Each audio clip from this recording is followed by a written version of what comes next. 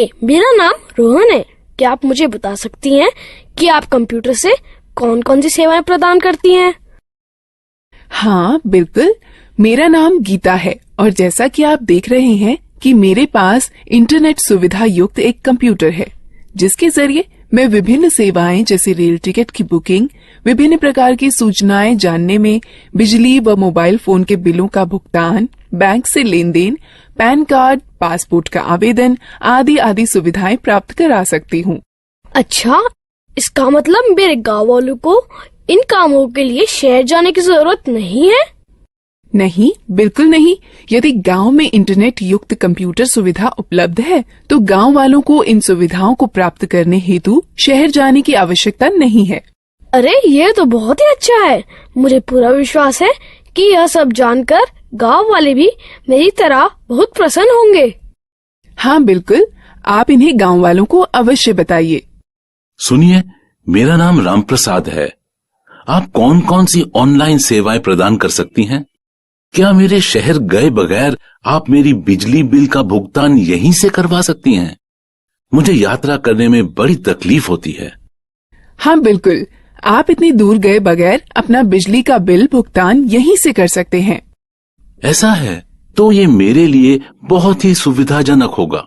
क्या आप कंप्यूटर के जरिए फसल के बाजारू भाव भी बता सकती हैं?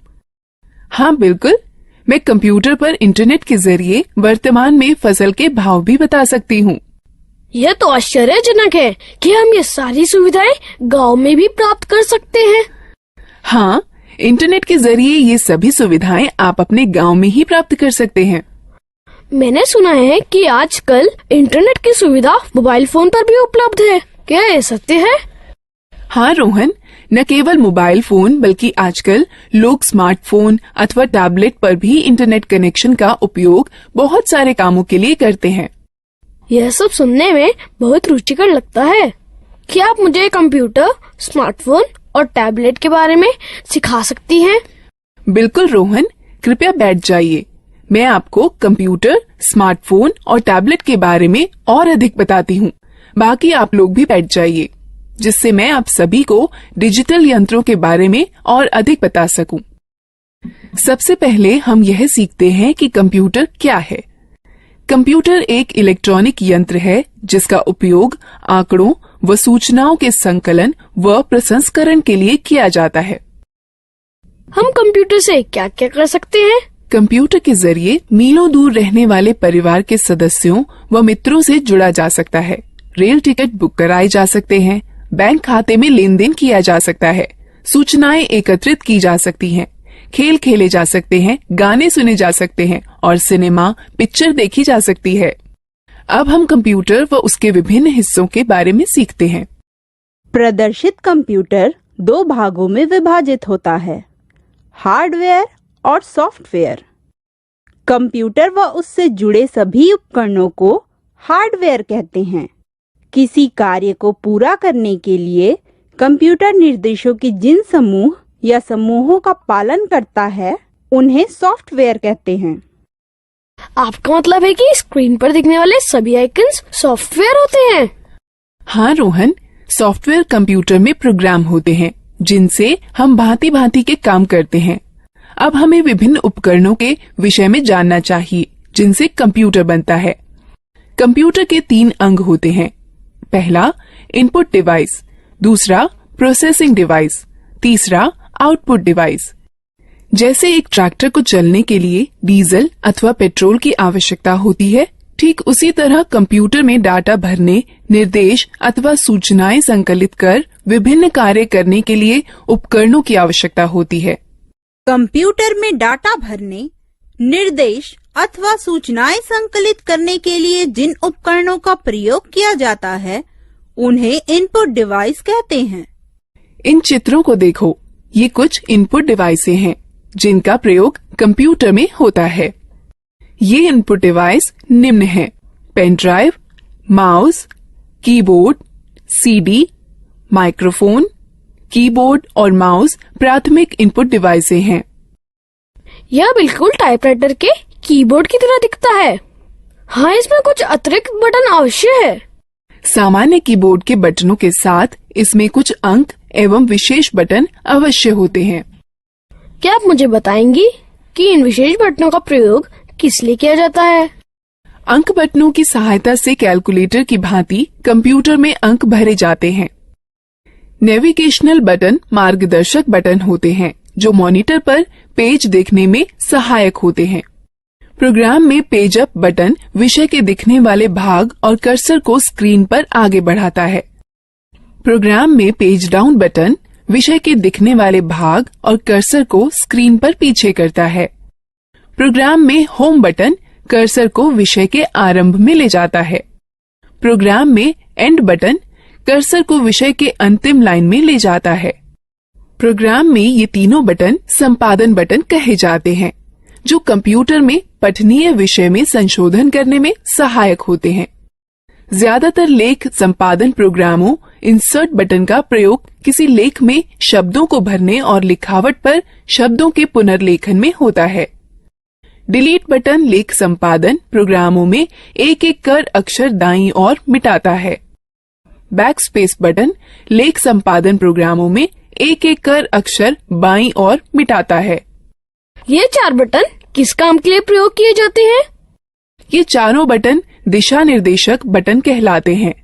ज्यादातर लेख संपादन प्रोग्रामों में ऊपर की तरफ तीर के निशान वाला बटन कर्सर को स्क्रीन पर ऊपर की ओर ले जाता है।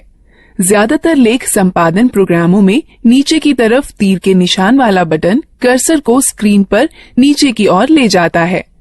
ज्यादातर लेख संपादन प्रोग्रामों में बाईं की तरफ तीर के निशान वाला बटन कर्सर को स्क्रीन पर बाईं की ओर ले जाता है। ज्यादातर लेख संपादन प्रोग्रामों में दाईं की तरफ तीर के निशान वाला बटन कर्सर को स्क्रीन पर दाईं की ओर ले जाता है। क्या तुम F1 से F12 तक के बटनों को देख रहे हो? यह बटन फंक्शन बटन कहलाते हैं। यह बटन कंप्यूटर पर सक्रिय प्रोग्राम के अनुसार निर्दिष्ट किए गए विशेष कार्य को निष्पादित करते हैं। ज्यादातर प्रोग्रामों में एस्केप बटन चल रही प्रक्रिया समाप्त कर देता है। कंट्रोल और अल्टरनेट बटन क्रिया परिवर्तन बटन है जो ज्यादातर प्रोग्रामों में विशिष्ट कार्य और माउस की क्रिया को या तो परिवर्तित कर देते हैं या तो बढ़ा देते हैं। विंडो बटन विंडोज के स्टार्ट मेनू को सक्रिय कर देता है। यह बिल्कुल वैसे ही होता है जैसे कि टास्क बार के स्टार्ट बटन पर क्लिक करने से होता है। अब तक हमने कीबोर्ड के विभिन्न बटनों के बारे में सीखा। अब हम माउस के बारे में सीखते हैं। माउस एक दिखाने, निर्देशन करने वाला यंत्र है जिसका प्रयोग कंप्यूटर स्क्रीन पर दिखने वाले विषय आइकन्स को इंगित कर उनसे परस्पर संबंध बनाने में होता है। आप देखेंगे कि जैसे ही माउस चलाया जाता है वैसे ही माउस चलाए जाने की दिशा में एक छोटा तीर स्क्रीन पर चलता है। इस तीर को पॉइंटर कहते हैं। पॉइंटर की सहायता से कंप्यूटर को प्रक्रिया के लिए डाटा व निर्देश उपलब्ध कराए जा सकते हैं। माउस पर 2 बटन भी होते हैं, बायां बटन और दायां बटन। माउस के दोनों बटनों के बीच में एक घूमने वाला चक्का भी होता है जिसकी मदद से प्रलेख या डॉक्यूमेंट और वेब पेज पर आसानी से चला जा सकता है। ये माउस द्वारा किए जा सकने वाले कुछ कार्य हैं। माउस के बाएं बटन को एक बार दबाकर स्क्रीन पर किसी प्रोग्राम को चुना जा सकता है। माउस के बाएं बटन को लगातार 2 बार बिना किसी अंतराल के दबाकर क्लिक कर किसी प्रोग्राम के अंदर प्रवेश किया जा सकता है।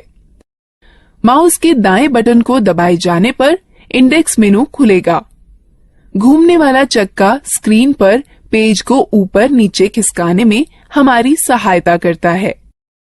जिस तरह दानों से भूसी निकालने या गेहूं को पीसने में ग्राइंडिंग मिल एक प्रोसेसिंग मशीन की तरह काम करती है, उसी तरह कंप्यूटर में वह यंत्र जो डाटा संग्रहण और संरक्षण को नियंत्रित करते हैं वह प्रोसेसिंग डिवाइस कहलाते हैं।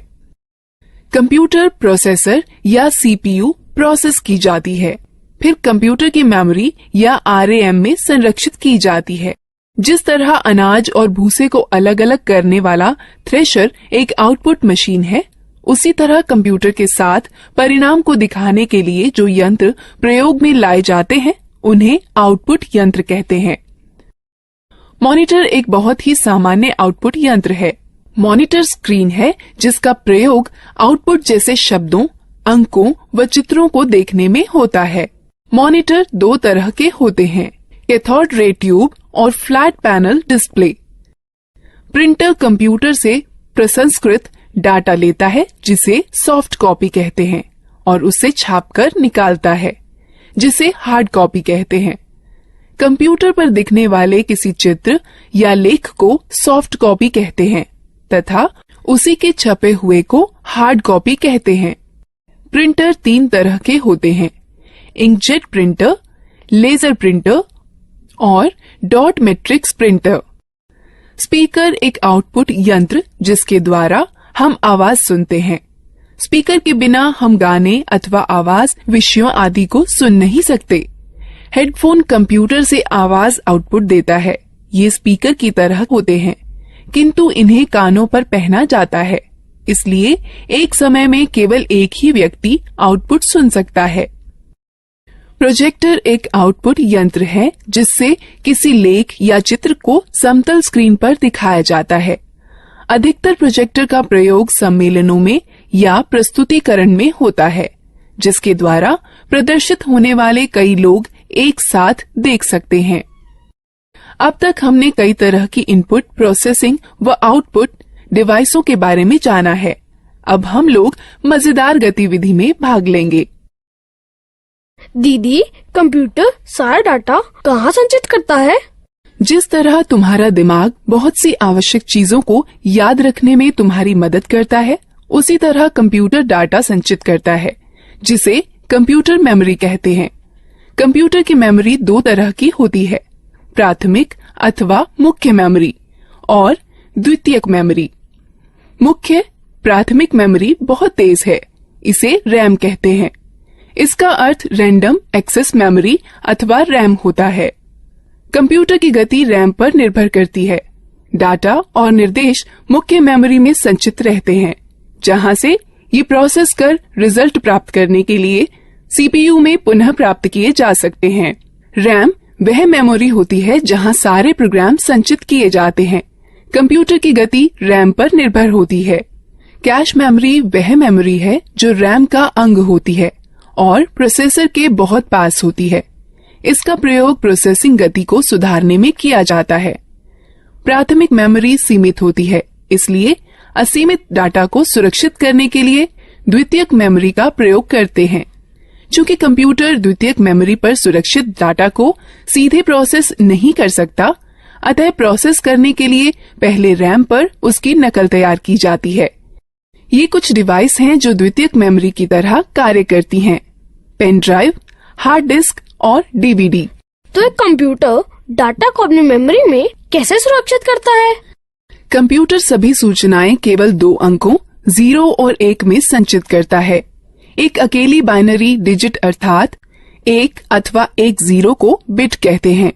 8 बिट्स के ग्रुप को एक बाइट कहते हैं। इस सारणी को देखो, इसमें बिट्स और बाइट्स के बीच के संबंध को दिखाता है। निर्देश जो कार्य पूरा करने और हार्डवेयर को नियंत्रित करने के लिए प्रयोग किए जाते हैं, सॉफ्टवेयर कहलाते हैं। सॉफ्टवेयर प्रोग्राम्स निर्देशों का योजनाबद्ध क्रमवार समूह है जो कंप्यूटर को निर्देशित करते हैं कि क्या करना है और कैसे करना है। सॉफ्टवेयर दो प्रकार के होते हैं, एप्लीकेशन सॉफ्टवेयर और सिस्टम सॉफ्टवेयर। एप्लीकेशन सॉफ्टवेयर वो प्रोग्राम होते हैं जो उपयोगकर्ता को कंप्यूटर में विशिष्ट कार्य को पूरा करने में मदद करते हैं। माइक्रोसॉफ्ट वर्ड और open office draw application software के उदाहरण हैं, जो प्रोग्राम कंप्यूटर हार्डवेयर से सीधे जुड़े होते हैं। सिस्टम सॉफ्टवेयर कहलाते हैं। कंप्यूटर चलाने के लिए आपको एक ऑपरेटिंग सिस्टम की आवश्यकता होती है, जो एक सिस्टम सॉफ्टवेयर है। हमारे आगे बढ़ने से पहले इस एक्टिविटी में भाग लेते हैं। गीता, ये सब रुचिकर है। मैंने पहले कभी भी कंप्यूटर नहीं चलाया है। क्या तुम मुझे बता सकती हो कि कंप्यूटर कैसे स्थापित किया जाता है और कैसे चलाया जाता है? अवश्य चाचा, मैं सब कुछ समझा दूंगी। सबसे पहले मैं आपको कंप्यूटर के विभिन्न अंगों से परिचित कराती हूँ। यह मॉनिटर है। यह टेलीविजन की तरह है और इसकी स्क्रीन पर आउटपुट देखा जाता है। यह सिस्टम बॉक्स है। इसमें सेंट्रल प्रोसेसिंग यूनिट अर्थात सीपीयू होता है। यह सीपीयू ही कंप्यूटर का मुख्य दिमाग होता है। यह कीबोर्ड और माउस है। यह दोनों इनपुट डिवाइस हैं, जिसके द्वारा कंप्यूटर में डाटा भरा जाता है। कंप्यूटर को जोड़ने के लिए सबसे पहले उसे मेज पर रखिए। तब सिस्टम बॉक्स के बगल में मॉनिटर रखिए। सिस्टम बॉक्स के पीछे का भाग देखिए। इसमें विभिन्न डिवाइसें जोड़ने के लिए खांचे बने हैं, जिन्हें पोर्ट कहते हैं। अब इस तरह से मॉनिटर सिस्टम से जोड़ा जाता है। सिस्टम बॉक्स वीडियो पोर्ट को वीजीए पोर्ट कहते हैं। इससे मॉनिटर को जोड़ने वाले तार को वीजीए केबल कहते हैं। वीजीए केबल के एक सिरे को सिस्टम के वीजीए पोर्ट से तथा दूसरे को मॉनिटर से जोड़ा जाता है।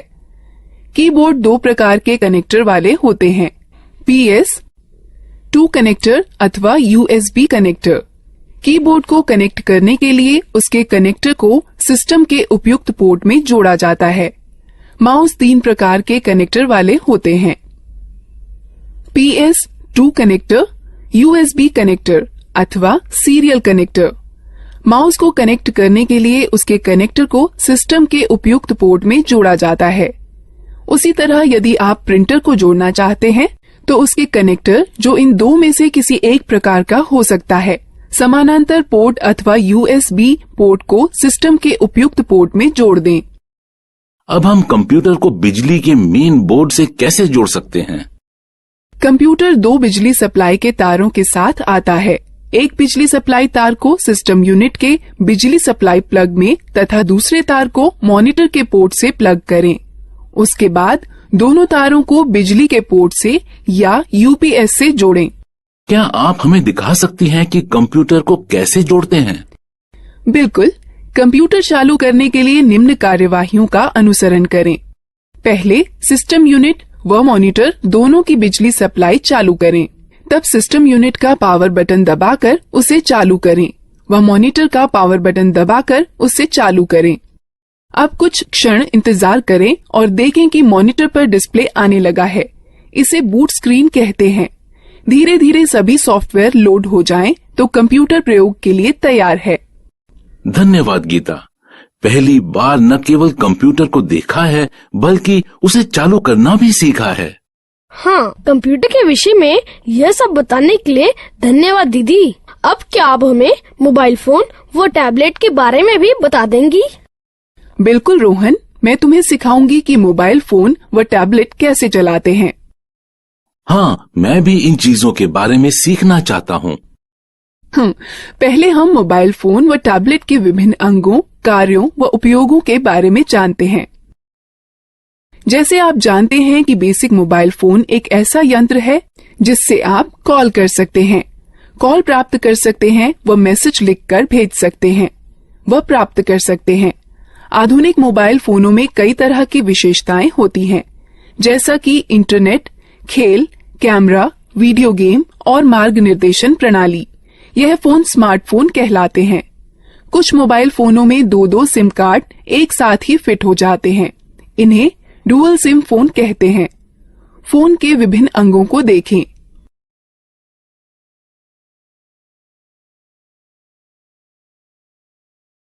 गीता, क्या तुम मुझे दिखा सकती हो कि फोन में सिम व बैटरी कैसे डालते हैं? बिल्कुल, बस निम्न प्रक्रियाओं का अनुसरण करें। पहला, फोन को स्विच ऑफ कर दें और पीछे का कवर निकाल दें। उसके बाद फोन की बैटरी निकाल दें। तब सिम खांचे में सिम डाल दें। अंत में बैटरी व कवर पुनः लगा दें और फोन को चालू करें। धन्यवाद गीता। मुझे फोन की बैटरी चार्ज करने में भी समस्या होती है। चिंता न करें, बस निम्न प्रक्रियाओं का अनुसरण करें। पहला, चार्जर को दीवार पर बिजली के बोर्ड में लगाएं। तब चार्जर को फोन में लगाएं। कुछ समय बाद जब मोबाइल बैटरी फुल दिखाए तो पहले चार्जर को फोन से निकालें, फिर दीवार से निकालें।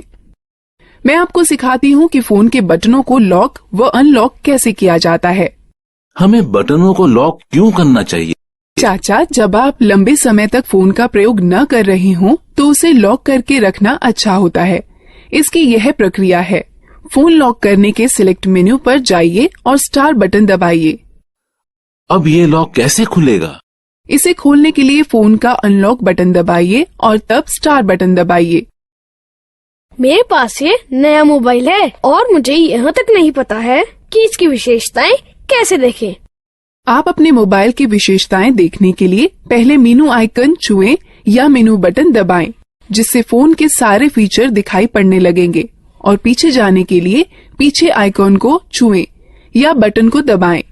पुनः आरंभ में जाने के लिए होम आइकन को छुएं या बटन को दबाएं। बेसिक फोन अथवा टच स्क्रीन फोन रिंगटोन घंटी बदलने के लिए निम्न प्रक्रिया अपनाएं। बेसिक फोन के लिए पहले मेनू चुनें, फिर सेटिंग, तब टोन चुनें और फिर खिसक कर रिंगटोन पर जाएं। तब गैलरी खोलने के लिए खिसक कर गैलरी पर जाएं, जहां पर कई रिंगटोनों की सूची दिखाई देगी। अब आप अपनी इच्छा अनुसार टोन का चयन कर सकते हैं। टच स्क्रीन फोन रिंगटोन बदलने की प्रक्रिया। पहला, होम आइकन को छुएं, फिर मेनू आइकन को छुएं, फिर पर्सनलाइजेशन सेटिंग्स आइकन को छुएं, फिर सेटिंग आइकन को छुएं, फिर प्रोफाइल सेटिंग आइकन को छुएं, तब रिंगटोन या नोटिफिकेशन रिंगटोन आइकन को छुएं, तब रिंगटोन की सूची में खिसक कर अपनी इच्छानुसार रिंगटोन चुनें, तब ठीक ओके। मैं अपने फोन में अलार्म सेट करना चाहता हूँ। क्या सुबह जल्दी अलार्म सेट करने में आप मेरी मदद कर सकती हैं? निम्न प्रक्रिया से आप स्वयं कर सकते हैं। बेसिक फोन के लिए पहले मेनू में अनुपयोग चुनें, फिर अलार्म घड़ी, उसके पश्चात अलार्म का समय सेट करके सेव चुनें, फिर खिसक कर रिंगटोन पर जाएं। यदि आप अलार्म को दोहराना चाहते हैं तो चयन के विकल्प में जा दोहराना, फिर दिनों का चयन कर संपन्न चुनें। टच स्क्रीन फोन में निम्न प्रक्रिया अपनाएं। पहले मेनू को छुएं, तब घड़ी को छुएं, तब अलार्म को छुएं, अलार्म का समय सेट करके सेव चुनें। दीदी, क्या आप हमें टैबलेट के बारे में बता सकती हैं? हाँ जरूर, मैं अभी बताने ही वाली थी। टैबलेट एक कॉम्पैक्ट डिवाइस है जो एक स्मार्टफोन अथवा एक लैपटॉप अथवा कंप्यूटर की तरह है। आजकल टैबलेट अपने सुविधाजनक आकार और फीचर के सरल उपयोग के कारण बहुत लोकप्रिय हो गए हैं। इनका उपयोग हम इंटरनेट पर ब्राउजर, मेल चेक करना, डाउनलोड और किताबें पढ़ने, गेम खेलने, वीडियो देखने के अलावा संगठक के रूप में किया जा सकता है। टैबलेट विभिन्न प्रकार के होते हैं। यहाँ पर कुछ हैं। बुकलेट टैबलेट पीसी का सबसे सरलतम रूप है, जो किताब की तरह दिखता है। इस डिवाइस के दोनों तरफ डिस्प्ले होता है और इसकी कार्यप्रणाली दोनों तरफ छूने से कार्य करती है। यह हस्तलेख को पहचानने वाला सॉफ्टवेयर होता है, जो तुम्हें स्क्रीन पर वैसे ही लिखने की अनुमति देता है जैसे कि आप पेपर पर लिख सकते हैं। स्लेट सबसे साधारण और सबसे ज्यादा पाया जाने वाला टैबलेट पीसी है, जो अधिकतर मनोरंजन के लिए, फिल्म देखने के लिए, इंटरनेट चलाने के लिए, वीडियो देखने, वीडियो कॉल करने और दोस्तों के साथ चैट करने के लिए प्रयोग किया जाता है। कन्वर्टेबल टैबलेट लगभग पारंपरिक लैपटॉपों की तरह के ही होते हैं। इसमें बस एक बड़ा फर्क यह होता है कि इनसे टच स्क्रीन डिस्प्ले होता है, जिसे 180 डिग्री तक घुमाया भी जा सकता है। हाइब्रिड टैबलेट में स्लेट और कन्वर्टेबल टैबलेट दोनों की सबसे अच्छी विशेषताएं सम्मिलित होती हैं। हाइब्रिड टैबलेट अलग हो सकने वाले कीबोर्ड के साथ आते हैं, जो कि दिए गए स्लॉट के जरिए स्लेट पीसी में जोड़कर टैबलेट पीसी में बदले जा सकते हैं।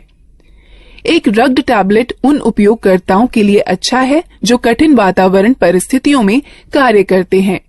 इनके अंदर की हार्ड ड्राइव झटकों को सहन करने वाली और इनका सुरक्षात्मक कवच इन्हें काफी टिकाऊ बनाता है। यह एक बात आपके लिए ध्यान में रखना अति आवश्यक है कि प्रथम बार इनका उपयोग करने से पूर्व इनकी बैटरी को कम से कम 6 से 7 घंटे चार्ज करना चाहिए, जब तक कि बैटरी पूर्ण रूप से चार्ज न हो जाए। हम बैटरी कैसे चार्ज करते हैं? इन चरणों का अनुसरण करो। पहला, केबल को चार्जिंग हेड में लगाएं और प्लग को स्टैंडर्ड एसी पावर में लगा दें। डिवाइस अपने आप चार्ज होने लगती है। डिवाइस के पूरा चार्ज होने के बाद चार्जर को प्लग से हटा देना चाहिए। डिवाइस में ऊर्जा संरक्षण हेतु पावर सेव बटन को दबाकर स्क्रीन को बंद किया जा सकता है। स्क्रीन को पुनः चालू करने के लिए यह प्रक्रिया दोबारा करें। डिवाइस को बंद करने का सही तरीका क्या है? जब आपको डिवाइस बंद करनी हो तो निम्न चरणों का अनुसरण करें। पहले, पावर बटन को कुछ क्षण के लिए दबा कर रखें। तब टैबलेट को बंद करने के लिए मेनू खुलने पर दिखाई देगा। तब पावर ऑफ पर टच कर डिवाइस को बंद करें। एक टैबलेट की होम स्क्रीन एप्लीकेशन फंक्शन मेनू के लिए स्टार्टिंग पॉइंट है। आप अपनी होम स्क्रीन को एप्लीकेशन आइकन्स शॉर्टकट फोल्डर को जोड़ करके कस्टमाइज कर सकते हैं। अतिरिक्त डिस्प्ले स्क्रीन के लिए स्क्रीन को दाएं अथवा बाएं खिसकाएं। तो तुमने सीखा कि कैसे लैपटॉप, कंप्यूटर, मोबाइल फोन और टैबलेट को इस्तेमाल करते हैं। अब हम इस प्रक्रिया में भाग लेते हैं।